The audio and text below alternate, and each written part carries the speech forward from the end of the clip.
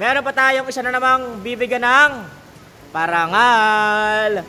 Si Micah. Meron siyang 100k followers. So, upo ka dyan, dali. Thank you so much.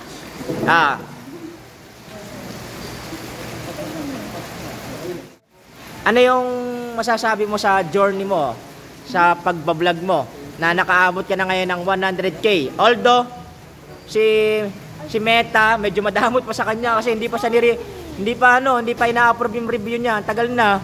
Pero, malay mo, marinig ni Meta. Go! Ano?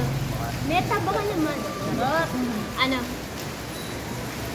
Yung sa journey ko, syempre mahirap. Kasi ilang page na ata yung nagawa ko tapos padilit-dilit, ganyan-ganyan.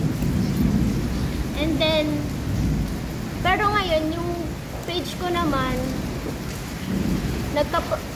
hindi naman siya nagkakaproblema naman siya, violation, ganyan. Pero naano ko na agad. Kaya, siguro, yun, di ko siya agad. Sabi ko, nung isang araw kasi nakita ko, may violation pala ako. Ayun nga. Dapat maging aware kayo sa violation kasi minsan, yun nga, since nabago lang yung page mo nung April lang, di ba? Yung kinanala, medyo matagal na. Kaya siguro, mabilis din silang na-approve sa monetization. Kasi medyo mahigpit ngayon si Meta di ba? Pero abangan mo, malay mo, next time bago mag-Pasko, ikaw naman yung mga sasahod na, kagaya ni Nala, saka ni Chris, saka ni Princess. Ano masasabi mo sa mga followers mo? Una sa lahat, thank you so much kasi sa mga sa supportan nyo sa akin and kahit mga hate comments yan, okay lang naman. Kasi tanggap ko na, i-accept yung mga hate. Basta, as long as alam mo naman na hindi totoo yung sinasabi ng iba. And then, thank you sa inyo, sa'yo, Kuya Will. Bigyan ng jacket yan.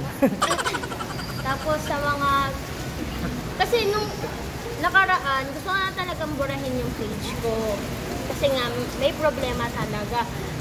Pero, nila ako, minotivate nila ako na huwag kang sumuko, ganyan. Huwag kang sumuko sa mga problema mo, ganito, ganyan. Huwag mo kasi malay mo, one day na.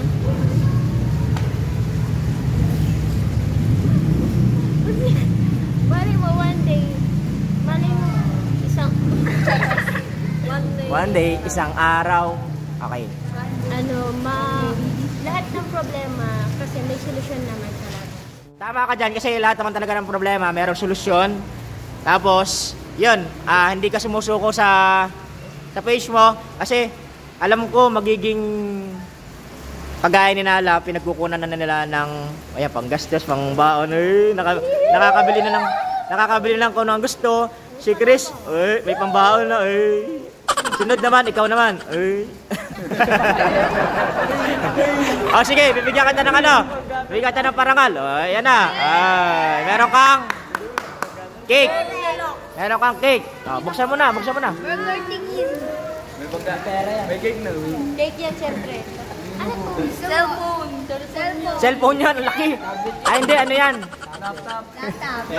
Calculator yan. Baka dami. Tingnan mo. Pakita mo. Dali, ano nakasulat? Harap mo rito. Ang sarap mo. Dali, pakita mo rito. Dali. Happy 100k followers, Micah, from Team Kagod. Patingin. Nagambag-ambagan kami dyan. Thank you so much. Kaya nga pinsagantin na. Ayan, hindi lang cake. Meron ka ring 1,000. Plus 1,000 pa.